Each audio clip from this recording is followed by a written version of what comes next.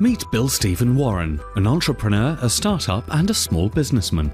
They all have practical money-making and job-creating ideas to create new businesses and help make a better community. But they need money or a loan to fund and build their ideas. How can they raise the money to create this business, and what is the roadmap? The most common method is to get a loan from a bank. But banks consider startup entrepreneurial ventures too risky, especially now with the economic downturn and today's restrictive lending policies. Then the answer is usually a big no. Clearly, this way there is very little new business development, innovation or growth. Just think of business and the world without the Bills, Steves and the Warrens. Currently, an entrepreneur needs a business plan and a loan application, then a drive to the bank to meet with the loan officers in the hope of getting a loan. But not anymore. Through the internet, using cloud and social media environments, the entrepreneur can access hundreds or thousands of potential investors through crowdfunding websites.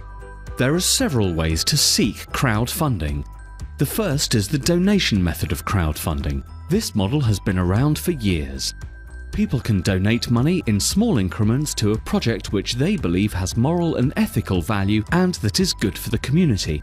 Examples of this are asking for donations on Facebook causes or GoFundMe. The second is the pre-order method of crowdfunding. Here people make online pledges during a campaign to pre-buy the product for later delivery.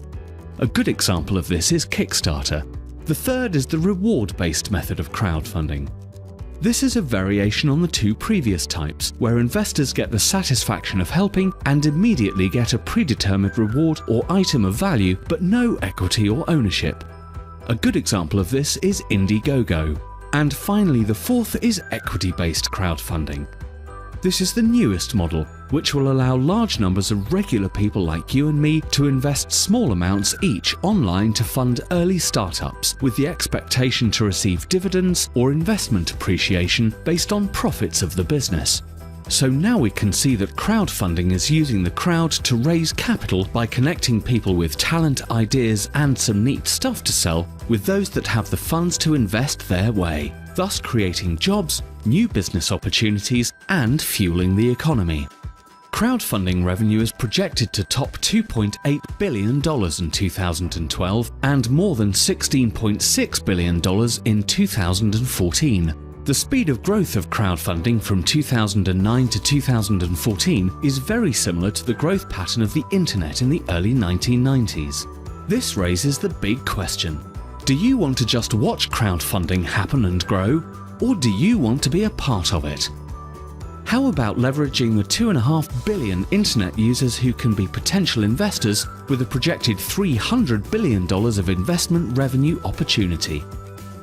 Do you know the size and potential of your social capital? Discover how to capitalize on your network and learn to start your successful crowdfunding campaign now.